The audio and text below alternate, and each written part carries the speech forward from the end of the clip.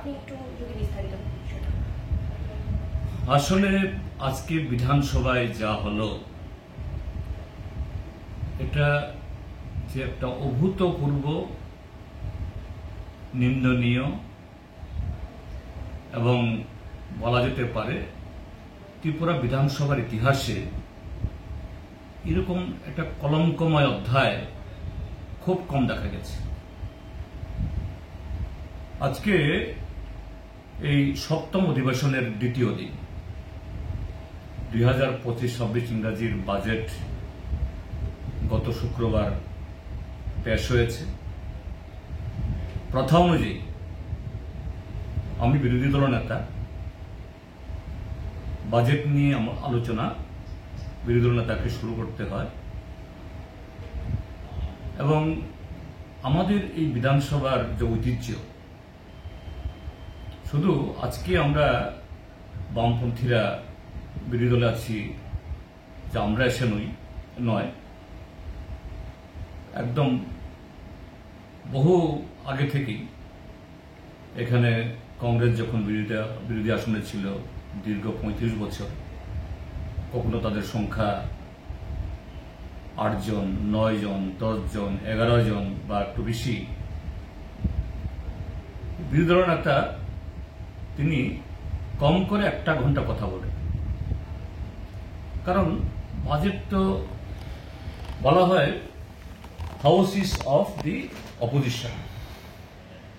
সরকারের ভুল ত্রুটি যদি বিধানসভাতে বিরোধীরা তুলে না ধরে, কে তুলবে?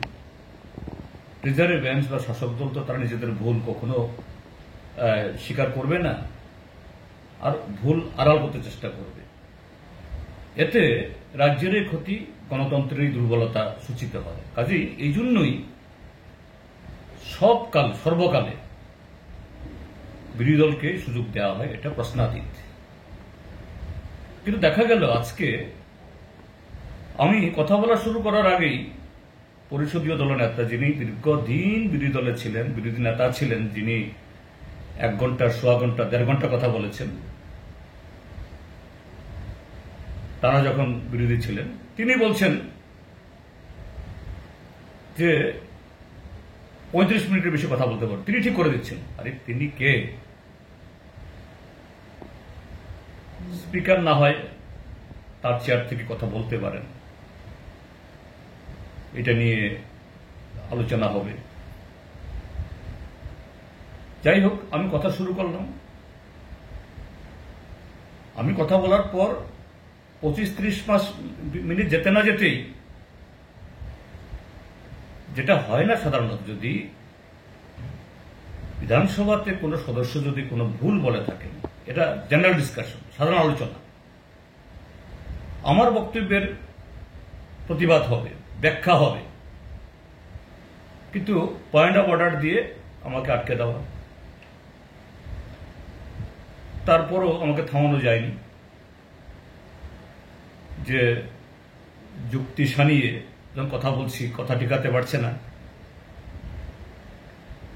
তারপরে আরো অদ্ভুত ভাবে মাননীয় অধ্যক্ষ উনি তার চেয়ার থেকে বারবার আমাকে ডিস্টার্ব করছেন, আর তাকে অনুসরণ করছেন গোটা ট্রেজারি বেঞ্চ।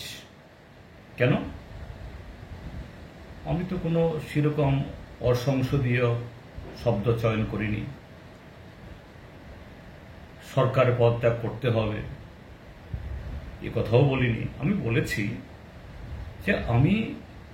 যে এই বাজেটের ভুল ত্রুটি কোন জায়গাগুলোতে, কেন এই বাজেট এই ত্রিপুরা রাজ্যের এই শ্রমিক, কৃষক, খেতমজুর, দিনমজুর, কর্মসংস্থান প্রার্থী, চাকরির প্রার্থী যুবকদের, তাদের জন্য এটা কোনো ধরনের যে আশার আলো দেখাতে পারছে না।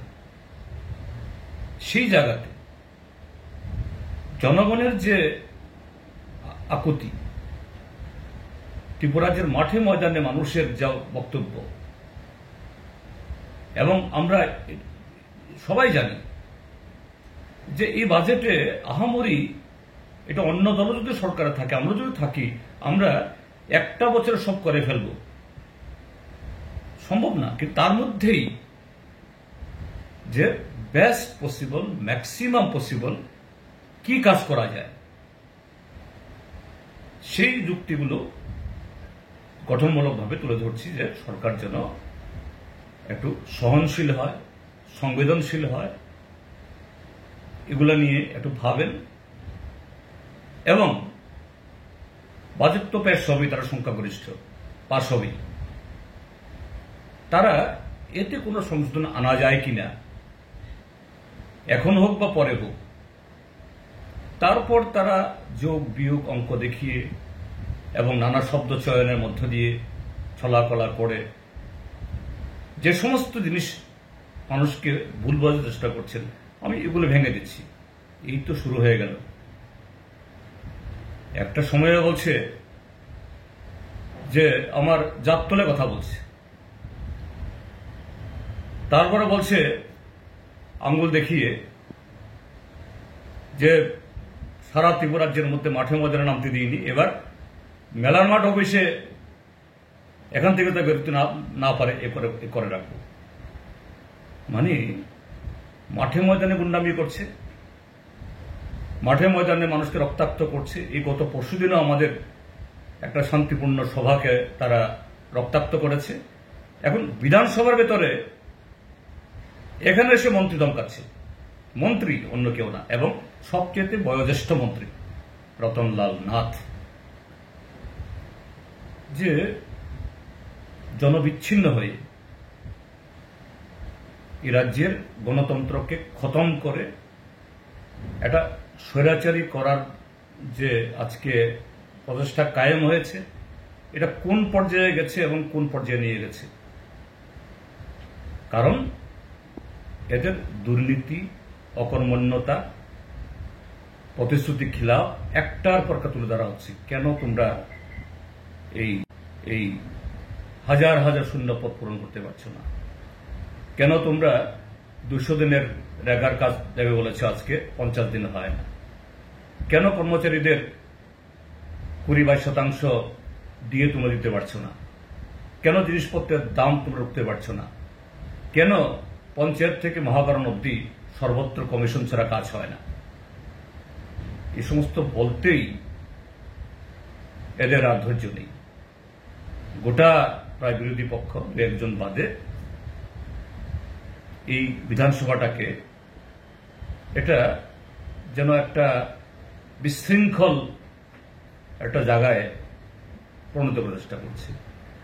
তো এই অবস্থার মধ্য দিয়ে যে গণতন্ত্র কিভাবে আক্রান্ত সারা ত্রিপুরাজ্যের সাথে, এই বিধানসভার ভেতরেও স্বয়ং অধ্যক্ষ যিনি নিরপেক্ষ থাকবেন, যিনি এই বিধি অনুযায়ী সভা পরিচালনা করবেন, তিনিও ট্রেজারি বেঞ্চকে, তাদের অন্যায়কে, তাদের এরকমভাবে যে কি বলে এই স্বৈরাচারী ঢঙে কথা বলাকে উৎসাহিত করছেন, আজকে আমরা প্রত্যক্ষ করলাম। অত্যন্ত দুর্ভাগ্য।